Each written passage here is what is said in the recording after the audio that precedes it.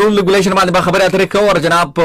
ورسره نن چې کوم زما موضوع ده د پښتنو روایت یا د پښتنو کلتور دی د پښتنو طور طریقې هغه کې کم داسې عادتونه دي چې هغه ډیر زیات خدي او بین پښتون مونږ له چې کم د هغه باندې فخر محسوس کول پکار دی یا مونږ له فخر کول هم پکار دی خو زموږ په پښتنو کې ځینې عادتونه داسې دي چې هغه چې کوم دی هغه خم نه دي هغه جناب چې کوم دی خراب دي او هغې باندې به هم خبرې اترې کوم او آیا تاسو داسې یو عادت یا داسې یو قول یا داسې یو فعل چې تاسو دا ګڼئ چې هغه پښتانه خپل روایات ګڼي یا خپل چې کوم دی ثقافت ګڼي وټ ایور چې کوم تاسو نوم ورکوئ خو هغه پښتانه کوي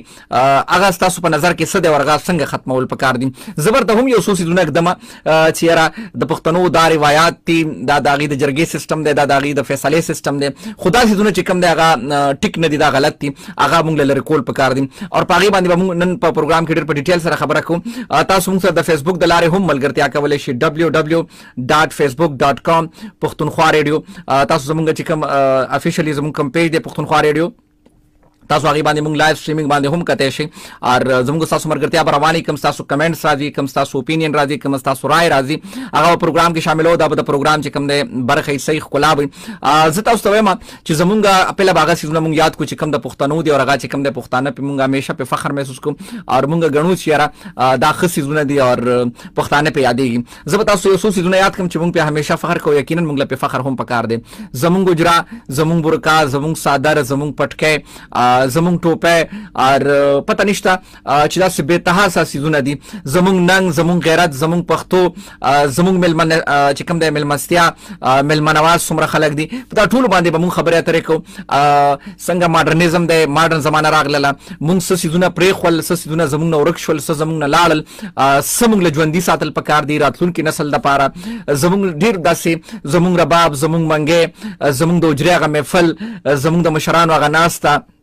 زموږ د مشرانو هغه درنې ښکلې ښکلې خبرې په حجرو کې اوس په لرې پرتو علاقو کې وي خاریې سایډ ته یا سټي سایډ ته چې کوم حجرې دي د هغې خو بالکل جناب نام و نشان نشته دی بېټکونه دي او بېټکونه هم بالکل جناب په زیرو دي څوک میلمانه هغه رنګ راځي نه څوک پکې کښېني ماشومان ډېر چې کوم زموږ د سویټي طرف ته دي هغه د پښتنو دغه ثقافت چې کوم دی هغې کې به چې کومه زده کړه کېده په حجرو کې هغه چې کوم دی د هغې نه لږ نه ډېر زیات لرې شول هغې دغه حجرې صرف کهانیانې به راتلونکي وخت کې زه وایم چې باقي چې کوم دی هغه بالکل زموږ سویټي سایډ ته یا څومره چې موږ ماډرنیزم طرف ته ځو یا څومره چې موږ ترقي کوو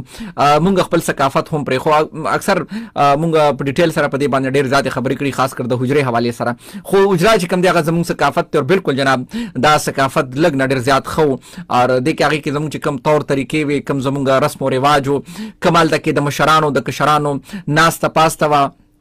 کم داسې محفل به لګېدو ماښام ټایم کې غرمه ټایم کې چې هغې کې به کشرانو ته د زده کړې موقع میلاوېده نو دغه څیزونه خو لږ ډېر زیات ښه و بل زموږ جرګه سیسټم چې کوم دی هغه لږ نه ډېر زیات ښه دی او جرګه چې کوم دی هغې کې زموږ غټې مسلې چې کوم دی د جرګه په ترو باندې ختمیږي اوس په هم لرې پرتو علاقو کې چې کوم دی جرګه وي جرګې به یا شروع وي یا به زموږ اواز اوري یا به پکې لږ ټایم وي یا چې کوم دی اوس په هغه روایات چې کوم دی د جرګو والا خپلې غټې ایشو حوالې آیا تاسو به د جرګې ما سره هم وایي چېرې د جرګې ځینې څیزونه یقینا هغې کې ښه وو ځینې څیزونه غټې غټې لانجې به یې هوارولې خو ځینې څیزونه په جرګه کې هم چې کوم دی زما په نظر کې هغه به تاسو سره زه شیر کوم په هغه ویکس پوینټس کې چې ځینې څیزونه د جرګې هم چې کوم دی هغه ټیک نه و یا ټیک اوس هم نه دي هغه غلط دي